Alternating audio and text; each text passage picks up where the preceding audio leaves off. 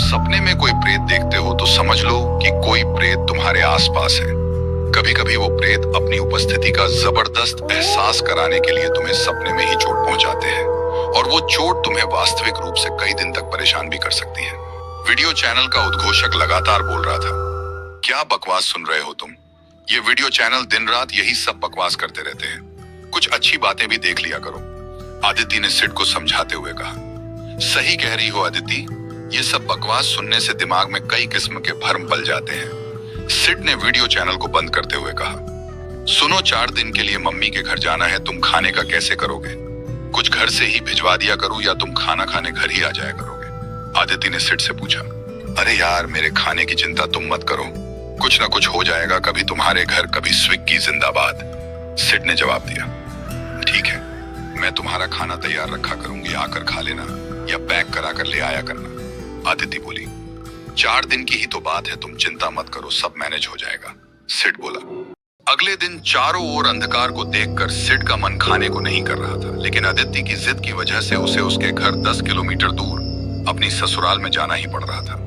क्या मुसीबत है, कैसा बेवकूफ हूं मैं भी, शाम को ही खाना खाने निकल जाता तो अच्छा था, अब इतनी रात में घर से निकलना एक बेवकूफी ही थी। सिड ड्राइव करते हुए बड़बड़ा रहा था। सदियों का सीजन होने की वजह से मेन रोड लगभग जाम थी।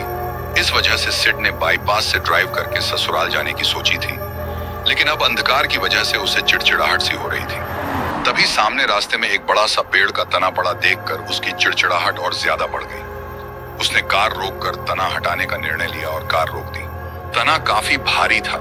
जैसे ही उसने वो तना उठाया, सामने काले कपड़े पहने अंधेरे का हिस्सा बना वो हैवान उसके सामने आ गया। उसका डील डोल देखकर सिड थोड़ा घबरा गया और पीछे हटा।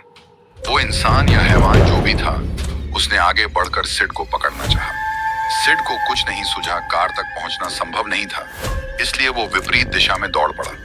वो इंसान या हैवान जो भी था, अब सिड के पीछे दौड़ रहा था। रास्ता इतना खराब था कि सिड चाहकर भी तेज नहीं दौड़ पा रहा था।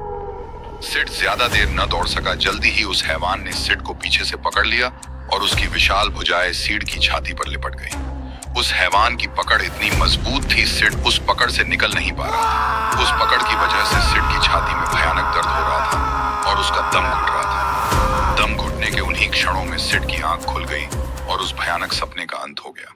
सिड के चारों तरफ अंधकार था। सर्दी के मौसम में भी वो पसीने से तरबतर था और सबसे खतरनाक बात, जहां उस हैवान की बाहें सिड की छाती पर कसी हुई थी, उस जगह अब भी असहनीय दर्द हो रहा था। दोस्तों, यह थी कहानी आज की। मैं उम्मीद करता हूं आपको पसंद आई होगी। अब मैं इस चैनल पर हमेशा ऐसी ही हॉरर स्टोरी अपलोड करता रहूंगा, तो मेरे चैनल को सब्सक्राइब कर लें और बेल आइकन पर क्लिक करें।